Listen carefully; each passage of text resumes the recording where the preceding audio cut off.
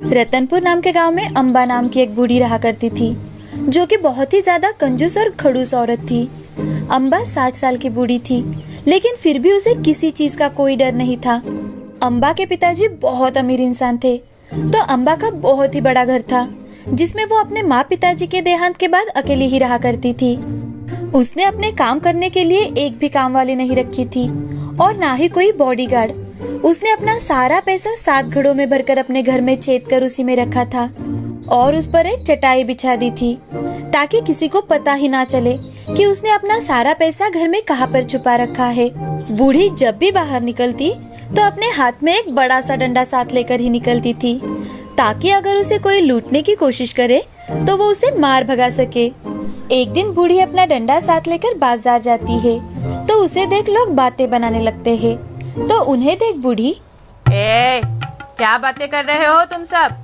मेरे बारे में तो नहीं बोल रहे।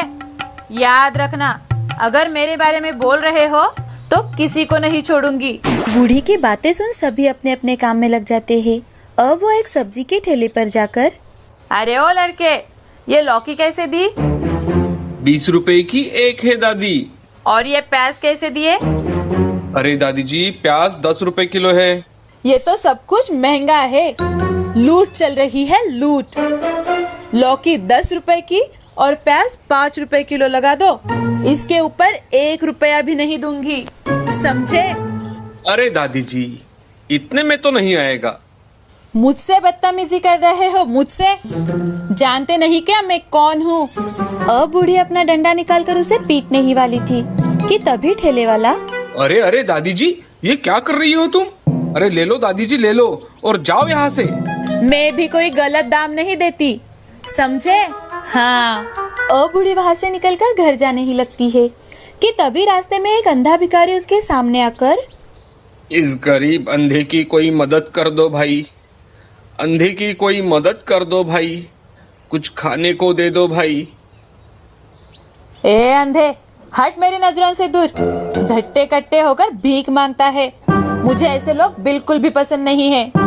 अरे माँ जी, अगर मैं देख पाता तो जरूर कुछ ना कुछ काम करता, पर मैं देख नहीं पाता तो मैं क्या काम करूँगा, आप ही बताइए। हाँ, मुझे मत सिखा कि तू क्या कर सकता है और क्या नहीं। निकल मेरे सामने से। ऐसा कहकर बूढ़ी अपने घर चली जाती है। घर जाकर देखती है तो उसके आंगन में पेड़ के नीचे कुछ साधु आकर विश्राम कर रहे थे। तो उन्हें देख, अरे ओ भोंदू कहीं के, क्या कर रहे हो मेरे घर के सामने? जरूर चोरी करने हेतु आए होंगे तुम लोग। चोर कहीं के, निकल जाओ यहाँ से, अकेला छोड़ दो मुझे। और किसकी इजाजत से यहाँ अपना डेरा डाला? चलो निकल जाओ यहाँ से। अब बूढ़ी की बातें सुन साधु अपने शिष्यों के साथ वहाँ से निकल पड़ता है। थोड़ी दूरी पर जाते ही गांव का एक आदमी, महाराज, आप इस गांव में नए नजर आ रहे हो। हमारे गांव में साधुओं के रहने के लिए मंदिर के पास व्यवस्था की गई है। अगर आप चाहो तो वहां रुक सकते हो। और हाँ, वो बूढ़ी हमेशा से ऐसे ही लोगों से बात करती है।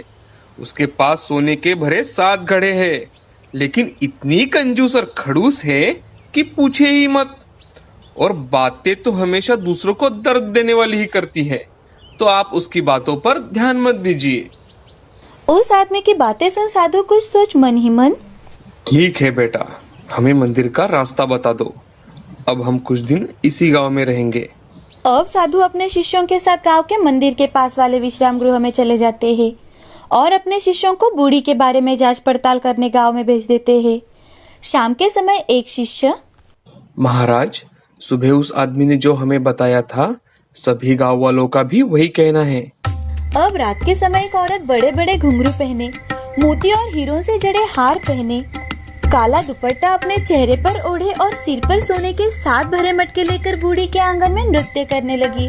तो घुंघरुओं की आवाज सुन बूढ़ी डंडा हाथ में लेकर दरवाजा खोलते खोलते, इतनी रात गए, कौन नाच रहा है मेरे घर के सामने? अभी देखती हूँ। जैसे ही बूढ़ी दरवाजा खोलती है तो वो नजारा देख डर जाती है और झट से अपने घर का दरवाजा फिर से बंद कर देती है और खिड़की के पास आकर फिर से देखने लगती है। तो कुछ दिन नृत्य कर वो औरत एक मटका नीचे गिराती है और उस मटके को फोड़ देती है। बूढ़ी रात भर सो नहीं पाती अब वो सुबह होते ही बाहर निकल कर देखती है तो रात को जिस घड़े में उसे सोना दिखाई दे रहा था वहाँ उसे कोयला और राख नजर आ रही थी। अब दूसरे दिन उसके साथ फिर से यही होता है। आज बूढ़ी जोर जोर से चिल्लाती है ताकि कोई उसकी मदद करने आए, लेकिन बूढ़ी के स्वभाव के कारण कोई उसकी मदद करने नहीं आता। आज उस औरत के सिर पर 6 मटके थे। वो थोड़ी देर नृत्य कर एक मटका फोड़ वहाँ से चली जाती है। बूढ़ी को कुछ भी समझ में नहीं आ रहा था। वो बहुत ज्यादा डरी हुई थी। वो दूसरे दिन सुबह सबके पास जा जाकर मदद मांग रही थी, लेकिन हर कोई उससे दूर भाग रहा था कि तभी उसे वो साधु दिखाई देते हैं। तो वो साधु के पास जाकर सारी बात उन्हें बताती है और साधु से, महाराज, मैंने आपको बहुत भला बुरा कहा, लेकिन पिछले 2 दिनों से मेरे घर पर कुछ ऐसी चीजें हो रही है कि मुझे कुछ भी समझ में नहीं आ रहा कि मैं क्या करूं। आप चिंता मत करिए माँ जी, मैं अपनी सिद्धियों से जानने की कोशिश करता हूँ। अब साधु अपनी आंखें बंद कर देता है और कुछ सोच बूढ़ी से, माँ जी, आपके घर में सोने से भरे हुए 7 घड़े हैं ना? अरे, ये बात आपको कैसे पता चली? अब उस नृत्य करने वाली के पास 5 घड़े बाकी है। अब जैसे जैसे दिन बीतेंगे और जब वो अपना आखिरी मटका फोड़ेगी, तुम्हारे घर के सारे मटके वो तोड़कर राख बना देगी और तुम्हें उसके साथ ले जाएगी। तुम अब 5 दिन बाद मरने वाली हो। साधु की ये बातें सुनते ही बूढ़ी और ज्यादा डर जाती है और वो साधु से, महाराज, कुछ तो रास्ता होगा इससे बचने का। मुझे इस तरह से नहीं मरना महाराज, मुझे बचा लीजिए। आप ही मेरी आखिरी उम्मीद हो महाराज। ठीक है, तुम आज से ही सारे अच्छे काम शुरू कर दो, जैसे कि मंदिर में बैठे गरीबों के लिए हर रोज पेट भर खाना खिलाना, जिन्हें जरूरत है उनकी मदद करना, हर किसी से प्यार से बात करना, गांव में लोगों की जरूरत की चीजें लाना। तुम अपने पैसों का सही इस्तेमाल करना शुरू करो। साधु की बातें मानकर अब बूढ़ी साधु जैसे कहे वैसे ही करने लगी, लेकिन कोई भिखारी भी उससे भीख नहीं ले रहे थे, क्योंकि बूढ़ी अगर एक बार खिलाएगी तो उसे बार बार सुनाएगी। यही लोगों को लगता था। आज रात को बूढ़ी के साथ फिर से वही घटता है और एक घड़ा और फूट जाता है। तो बूढ़ी, हे साधु बाबा, मेरे हाथ का बना खाना कोई भी नहीं खाना चाहता और ना ही कोई मेरी मदद लेना चाहता है।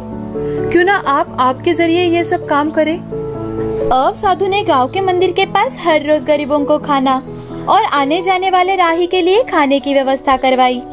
गांव में जो भी चीजें कम थी उनकी पूर्ति करवाई। इतना ही नहीं तो हर किसी की मदद करने लगे। अब बूढ़ी भी सबसे अच्छे से बातें करने लगी। ये देख गांव में सभी खुश हो जाते हैं और खुशी खुशी रहने लगते हैं। उस दिन के बाद बूढ़ी को फिर कभी भी वो नृत्य करने वाली औरत नहीं दिखाई दी। विजापुर नाम के गांव में सुधा नाम की औरत रहा करती थी। उसको 2 बेटे थे, आनंद और सुमित। सुधा बहुत ही लालची किस्म की औरत थी। घर में हमेशा उसी की चला करती थी। अगर घर में कोई उसकी बात टालता तो सुधा काली का रूप धारण कर लेती थी। कुछ दिनों बाद आनंद ने सिया नाम की लड़की से शादी कर ली। वो गरीब घर की होने के कारण अपने साथ कोई भी दहेज नहीं लेकर आई थी, इसीलिए सुधा ने उसे बिन तनख्वाह के नौकरानी बना लिया था। सुधा सिया से घर के सारे काम करवाती थी। उसे ठीक से खाना भी नहीं खाने देती थी। एक दिन सिया खाना खा रही थी, तभी सुधा वहां आकर, बहू, चुपके से खाना खा रही हो? नहीं माँ जी, जो भी बनाया है उसमें से ही मैं खाना खा रही हूँ। अरे, तुम मायके से लाई क्या हो कि यहाँ हम तुम्हें दावत दें? हाँ माँ जी, आप ऐसे क्यों बोल रही हैं? मैं भी तो इस घर की बहू हूँ। हाँ, बहू कम नौकरानी हो तुम, समझी? ऐसा कहकर सुधा वहाँ से चली जाती है। तभी सुधा को सुमित दिखाई देता है। सुधा सुमित से, बेटे सुमित, तुम तो ऐसी कलमुही को घर मत लाना। मैं तुम्हारी शादी एक अमीर लड़की से कर दूंगी, ठीक है ना? अरे माँ, तुम्हें जो ठीक लगे वो करो, मुझे मत बताओ, मैं ऑफिस जा रहा हूँ। ठीक है बेटा। ऐसा कहकर सुमित वहाँ से चला जाता है। यह सब बातें सिया सुन लेती है। उसे बहुत ही बुरा लगता है। फिर भी सिया चुपचाप से काम किया करती थी। सुधा के कहे अनुसार सुमित की शादी धनवान सेठ की लड़की प्रिया से कर दी गई। दोनों की शादी बड़े धूमधाम से हुई। उस शादी में कपड़े, गहने, घर की वस्तुएं तथा सोने भी दहेज में मिला था। प्रिया घर में आकर एक कुर्सी पर बैठ जाती है और अपनी सासू माँ से, हमारे घर में नौकर नहीं है क्या? मुझे तो कोई नौकर दिखाई नहीं दे रहा। बहू, इस घर में हम दोनों ही काम करती है, नौकर मैंने ही नहीं रखा। मुझे मेरे काम करने के लिए 2 नौकर चाहिए सासू माँ। तुम्हें नौकर क्यों चाहिए बहू? तुम्हें जो चाहिए वो हमसे मांग लेना, हम तुम्हें ला कर देंगे। फालतू नौकरों पे पैसे क्यों खर्च करना? मुझे सुबह उठते ही बेटी लगती है। सब कुछ मुझे मेरे कमरे में चाहिए, और मुझे कुछ भी चाहिए तो मैं मंगवा लूंगी, नहीं तो आवाज दे दूंगी। मैंने कौन सी भी चीज मांगी और वो 10 मिनट के पहले मेरे पास नहीं आई तो मुझे बहुत गुस्सा आ जाता है। तुम्हें जो भी चाहिए वो मांग लिया करो बहू, हम दोनों तुम्हें सब कुछ ला कर देंगे। ठीक है माँ जी, अब मैं बहुत थक गई हूँ, मैं थोड़ा आराम करना चाहती हूँ। हाँ बहू, तुम जाओ आराम करो। ऐसा कहकर प्रिया अपने कमरे में चली जाती है और ये सब सुन सुधा का मुंह खुला का खुला रह जाता है। तुरंत ही अपने आप को संभालकर सुधा सिया से, देखा, इसे कहते हैं रईसी, और तुम हो कलमुही जो हमेशा मुंह उठाकर चली आती हो। प्रिया ने जो भी बताया है सब याद रखना, और उसने जो भी मांगा वो देना। अगर उसमें कोई गड़बड़ हुई तो देख लेना। जी माँ जी। ऐसा कहकर सिया वहाँ से चली जाती है और अपने काम करके सोने चली जाती है। अगले दिन सुबह होते ही प्रिया आवाज देती है, अरे सासू माँ, कॉफी लाओ जल्दी। प्रिया की आवाज सुनकर सिया जल्दी से कॉफी बनाकर उसके कमरे में लेकर जाती है। प्रिया की सेवा करने में ही सिया का पूरा दिन निकल गया और घर का काम जैसे के तैसे ही रह गया। अब सारा काम पड़ा देख सुधा मन में, आज इस सिया की बच्ची को तो मैं कुछ काम भी नहीं बोल सकती। वो आज पूरा दिन छोटी बहू के काम कर रही है। चलो मैं ही घर के काम कर लेती हूँ।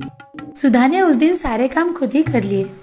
झाड़ू, पोछा, बर्तन, सभी काम उसने अकेले ही कर लिए। काम करने की आदत न रहने के कारण उसके हाथों और पैरों में दर्द होने लगा था।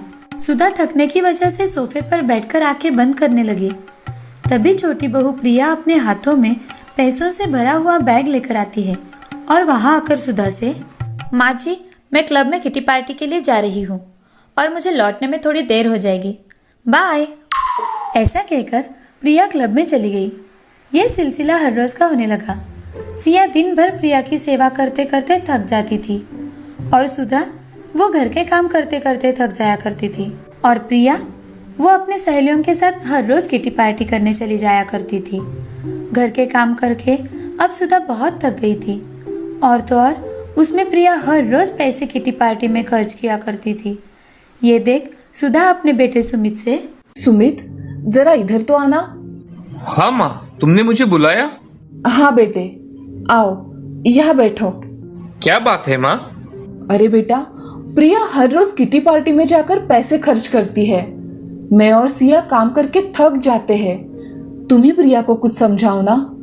माँ, तुम्ही ने तो उसे सर पे चढ़ा के रखा था कि धनवान की लड़की है, उसने जो कुछ मांगा वो तुमने उसे दिया, और तो और बेचारी भाभी को भी उसकी सेवा में लगा दिया।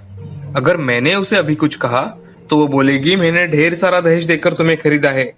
मैं उसे कुछ नहीं कह सकता माँ, आप औरतें आपस में संभाल लो। ऐसा कहकर सुमित वहां से चला जाता है। यह सुन सुधा चुप हो जाती है। कुछ दिनों के बाद सुधा का फोन कंटिन्यू बजने लगा। तभी सुधा ने फोन उठाकर, हेलो, क्या आप घर में काम करती है? सुधा ने गुस्से से अपना फोन कट किया। तभी उसका फोन फिर से बजा। सुधा ने फोन उठाया, हेलो, आपको फिश करी बनानी आती है क्या? आप कौन हो? और मैं काम वाली नहीं हूँ, समझी? मुझे फेसबुक पर आपका नंबर दिखा, इसीलिए मैंने कॉल किया। तुम्हें किसने दिया मेरा नंबर? हाँ, प्रिया मैडम ने हमें ये नंबर दिया है। तुम फोन रखो, मैं किसी के यहाँ काम नहीं करती। तभी गुस्से में सुधा प्रिया से, प्रिया, प्रिया, कहाँ हो?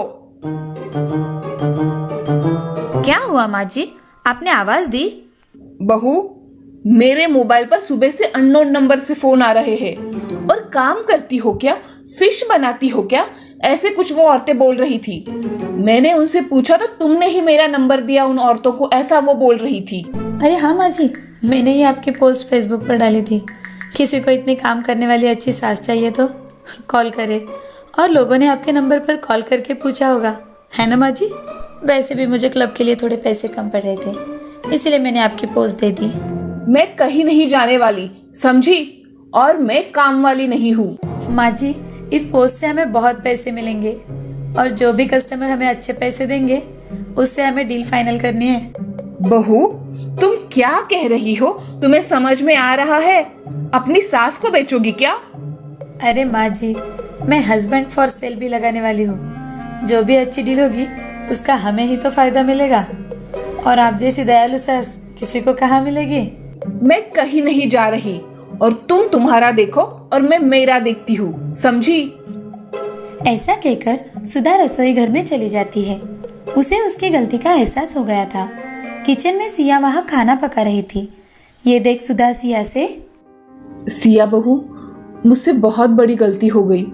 मैंने तुम्हें पहचाना नहीं। हमेशा तुम्हें मैं तुम्हारी गरीबी की वजह से ताने मारते रही, और प्रिया बहू धनवान है, इसीलिए उसे हमेशा सर पे चढ़ा के रखा। वो कहती है कि वो अपने पति को और मुझे भी बेचेगी। मैंने तुम्हें जो सताया उसके लिए मुझे माफ कर दो बेटी। माँ जी, आप मुझसे माफी मत मांगिए। आप मुझसे बड़ी हैं। मैंने आपको कब का माफ कर दिया है माँ जी। बहू, तुम्हारा मन कितना अच्छा है। तुमने मुझे सच में माफ कर दिया। हाँ माँ जी। तभी प्रिया वहाँ आ जाती है और प्रिया अपनी सास से, माँ जी, आप में बदलाव आया इसलिए तो हम सबने मिलकर ये नाटक किया। आप हमेशा दीदी गरीब घर की लड़की है ऐसा कहकर उनका अपमान करती रही है। ये सुन दीदी बहुत दुखी हुआ करती थी। आपको इसका एहसास हो इसीलिए हमने ऐसा किया। वास्तव में मैं हर रोज़ किटी पार्टी के लिए नहीं जाती थी। मैं काम करने हर रोज़ ऑफिस जाया करती थी। आज से मैं अपनी बहुओं को अपनी पलकों पर बिठा कर रखूंगी। यहाँ आओ बहू। ऐसा कहकर दोनों बहुएं सुधा के गले लग जाती है। अब पूरा परिवार खुशी खुशी जीवन व्यतीत करने लगा।